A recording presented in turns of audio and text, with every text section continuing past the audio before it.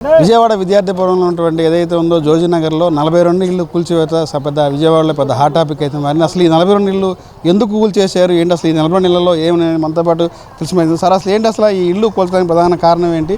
ఒక పక్క లక్ష్మీరామ సొసైటీ వాళ్ళు ఈ ప్రాపర్టీ మాది, మేము కోర్టులో మేము గెలిచాము, మేము కోర్టు ఆధ్వర్యంలోనే అంత డిస్మెంట్ చేసి చెప్తారు. అసలు ఏం జరిగింది ఏం చెప్తారు?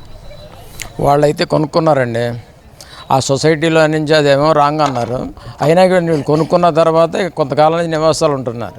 నివాసం ఉండి పక్కాగా కూడా వాళ్ళు ఇల్లు స్టార్ట్ చేసుకున్న వాళ్ళలో దగ్గర 42 కుటుంబాలు చక్కగా పక్కా బిల్డింగ్లు కట్టించుకున్నారు. వాళ్ళల్లోనే ఒక ప్రార్థనా మందిరం ఒకటి ఉంది, దైవసన్నిధి ప్రార్థనా మందిరం అనేది ఒకటి ఉంది. అయితే దాంట్లో మేమేం చేస్తున్నామంటే గత కొన్ని సంవత్సరాలుగా దాంట్లో ప్రార్థన చేసుకుంటానికి వచ్చి అందరి కోసం, ప్రజల క్షేమం కోసం, ప్రజల యొక్క జీవితాల కోసం మేము దేవుని సన్నిధిలో ప్రార్థన చేసుకుంటాం ఉన్న టైంలో ఉన్న పాళంగా వచ్చేసేసి దాన్ని డిస్మెంటల్ చేస్తున్నాం, మీరు అందరూ బయటికి రావాలని అంటే అయ్యా మేము ప్రార్థన చేసుకుంటున్నాం, మరి మీరు అట్లాంటి అట్టాగానంటే ఇది మీది కాదు, ఇది మేము కోర్టులో గెలిచాం మేము, కాబట్టి దీన్ని మేము తీసేస్తున్నాం, కాబట్టి మీరు అందరూ బయటికి రండి అని అంటే మేము ప్రార్థన చేసుకుంటున్నాం కాబట్టి అట్లాగే ఉంటామనంటే ఆ తర్వాత పోతే మీరే పోతారు, మాకు సంబంధం లేదు, అవసరమైతే తొక్కిచ్చేస్తాం, సమాధులు కట్టేసుకోండి. తర్వాత ఎవరు ఉన్నారండి వచ్చిన వాళ్ళు అన్న మాట అది. అయితే అందులో చిన్నపిల్లలు కూడా ఉన్నారు, అయినా చిన్నపిల్లలు ఉన్నారు, స్త్రీలు ఉన్నారు, అందరూ ఉన్నారు. కానీ ఏమాత్రం ప్రేమ అనేది చూపకుండా మీరు బయటికి వెళ్ళిపోవాలని బయటకు వచ్చేసాం. దానికి తగినటువంటి న్యాయం జరగాలి ఒకటి. రెండోది మేము మందిరం కావాలి కాబట్టి మేము మాత్రం మందిరం కోసం మాత్రం చాలా మాకు అది ముఖ్యం. అది ఎందుకంటే ప్రజల రక్షణ కోసం, మా జీవితాల కోసం దేవుని ప్రార్థన చేసుకుంటున్నప్పుడు దాని ప్రభుత్వం ద్వారా కానీ వ్యక్తుల ద్వారా కానీ ఏ రీతి కన్నా కానీ మా మందిరం మాకు ఏర్పాటు చేయాలని మాత్రం మేము డిమాండ్ చేస్తున్నాం. సార్ మీరు ఎప్పుడు నేను చెప్తారు నెక్స్ట్ వాటి మీ పరిస్థితి ఏంటి? మరి క్రీస్తు నమ్మిన వాళ్ళంగా మేము మిగతా వారిలాగా దాడి చేయలేం, దాడికి ప్రతి దాడి చేయలేం, మరి ప్రేమను చూపేవారం. మరి ఒక చిన్న ఏదైనా దైవ సంబంధమైన మిగతా మతాలకు సంబంధించిన దేన్నైనా మీరు పడేయాలంటే అది చాలా గొడవ అవుతుంది, దాని విషయంలో ఎవరు కూడా టచ్ చేయరు. మరి అలాంటిది సంఘ నిర్మాణం జరిగి అనేక సంవత్సరాల నుంచి పరిచర్య జరుగుతూ మరి సేవకులుగా అనేక మంది కూడుకొని ప్రార్థన చేస్తూ దేశక్షేమం కొరకు, మరి ప్రజల కొరకు, ఇంకా చెప్పాలంటే రానున్న తుఫాన్ నుంచి ప్రజలు బారిన పడకూడదు, మరి తుఫాను వలన నష్టపోతారు రైతులు, వరి పంట నాశనం అయిపోతుందంటే అనేక మంది ఉపవాసం ఉండి మేము ప్రార్థన చేస్తున్నాం. దీని కొరకైనా కాదు, దాని కొరకు ప్రార్థన చేస్తున్నాం.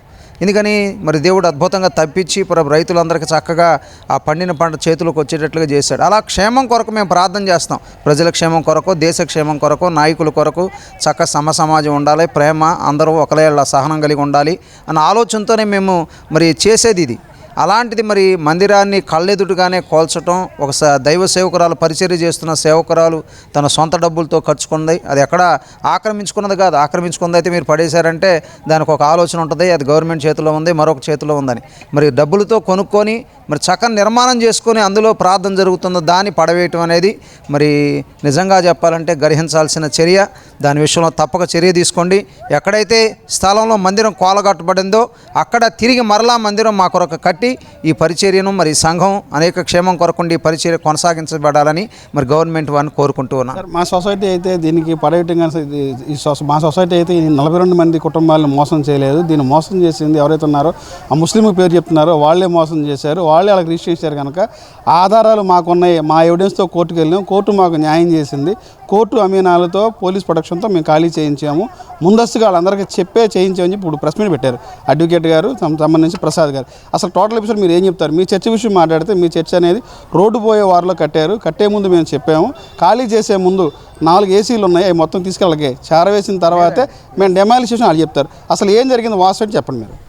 మేము ఆ రోజున ఖచ్చితంగా 6 గంటలకు మేము వచ్చి ప్రేయర్లో ఉన్నామండి.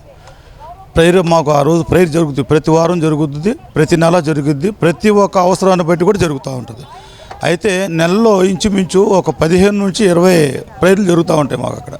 అయితే మేము ఎవరికి డిస్టర్బెన్స్గా లేము, కేవలం అక్కడ మందిరంలో మేము సేవకులుగా మా సంఘాల్లో మా ప్రాంతాల్లో మేము సేవ చేసుకుంటూ ఈ దైవ సన్నిధి ప్రార్థన మందిరాన్ని ఒక సేవకురాలు నిర్మించి ఇదిగో అందరం మనం దేశం కోసం, నాయకుల కోసం ప్రార్థన చేసే క్రియ ఒకటి మేము ప్రారంభించున్నాము.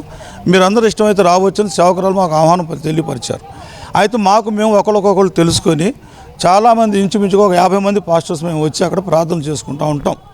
ఈ ప్రార్థన క్రమంలోనే ఏం జరిగిందంటే ఈ గొడవలు జరుగుతున్నాయి చెప్తున్నారు. గతంలో కూడా 3 నెలల 4 క్రితం ఇలాగే వచ్చారు, వస్తే ఆ రోజు కూడా మేము ప్రేయర్లోనే ఉన్నాం. అయితే చెప్పడం జరిగింది, అదంతా చాలా గందరగోళం జరిగింది. వాళ్ళ మాటలు వీళ్ళ మాటలు చక్కగా ఆపారు. ఆ తర్వాత మళ్ళీ కోర్టులో జరుగుతుందండి. వీళ్ళు ఎప్పుడో ముస్లిమ్స్లో జరిగిందా తేడా అని వాళ్ళు అంటారు అవతల వాళ్ళు. అయితే వాళ్ళు జరిగినప్పుడు వాళ్ళు వచ్చి సమాధానంగా అడిగే ప్రశ్న ఉంటుందండి. ఇప్పుడు నేను వచ్చి ఇంకోటి మీద దౌర్జన్యం చేయడానికి నాకు హక్కు లేదు. మీరు సమాధానంగా వచ్చి ఇలా ఉందని చెప్పాలి. చెప్పిన దాని మీద అవతల కూడా చర్య కూడా ఆలోచించాలి. ఇవన్నీ ప్రక్రియ వాళ్ళు జరుగుతున్నారు. వాళ్ళు లాయర్లు పెట్టుకున్నారు. హైకోర్టు తీర్పు వాళ్ళకి తీర్పు ఇచ్చింది, మంచిదే. వీళ్ళు సుప్రీంకోర్టుకి వెళ్ళారు. సుప్రీంకోర్టు మాకు ఈ నెల 31వ తారీఖు దాకా టైం ఇచ్చారు.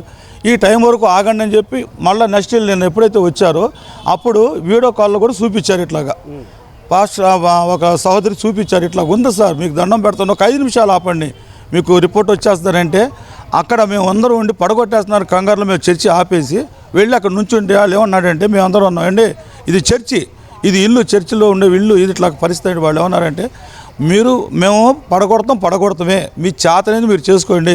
ఆ పొక్కలేని అతన్ని కూడా తిట్టి, ఎవరో అమీనా తిట్టి వాడి చేత పడగొట్టించాడు. నేను అన్నాను, అయ్యా మేము లోపల ఉంటాం, మీరు ఎలా పడగొడతారో చూడండి. ఇప్పుడు బస్సు కింద ధర్నాలు చేస్తున్నారండి, బస్సు కింద కూర్చుంటాం, సస్తామంటే తొక్కిచ్చేస్తారా?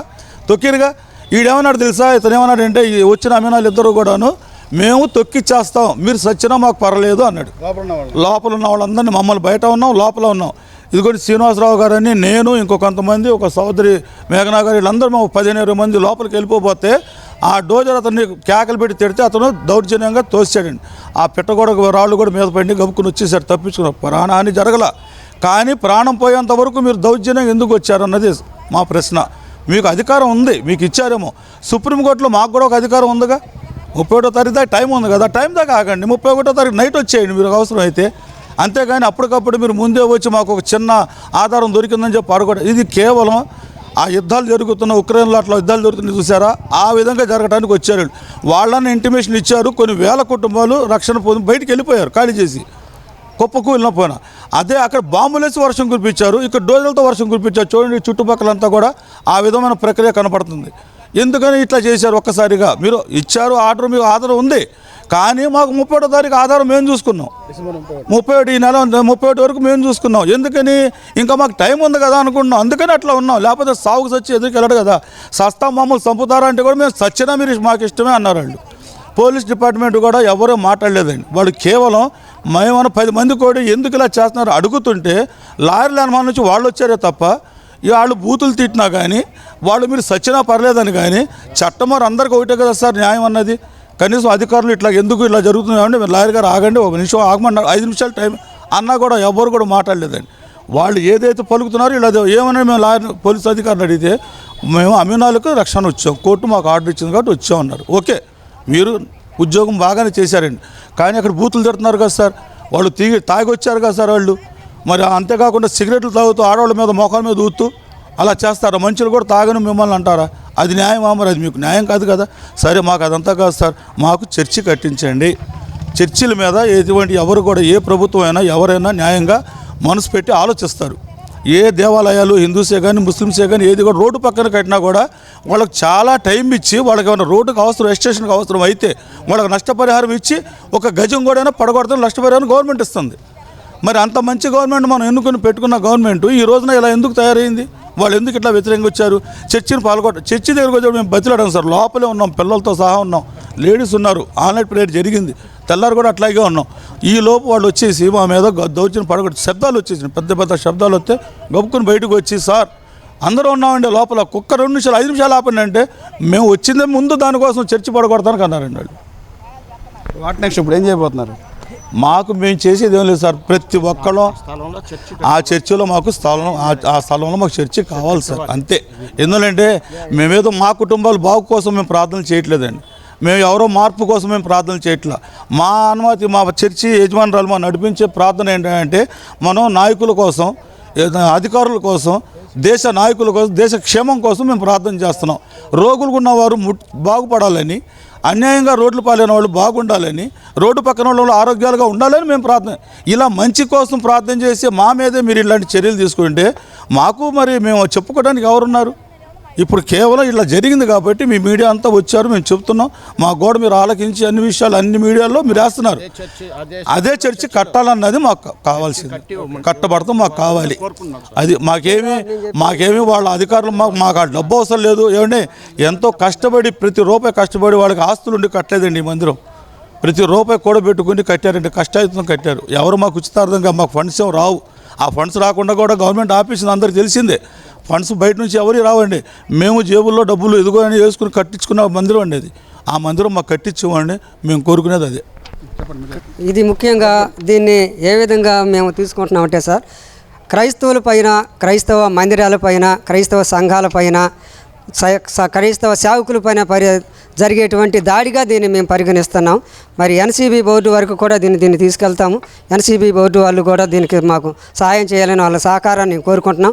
అదేవిధంగా మరి క్రిస్టియన్ నేషనల్ మరి ఛానల్స్ వాళ్ళు ఉన్నారు, క్రిస్టియన్ ఛానల్స్ వాళ్ళు ఉన్నారు.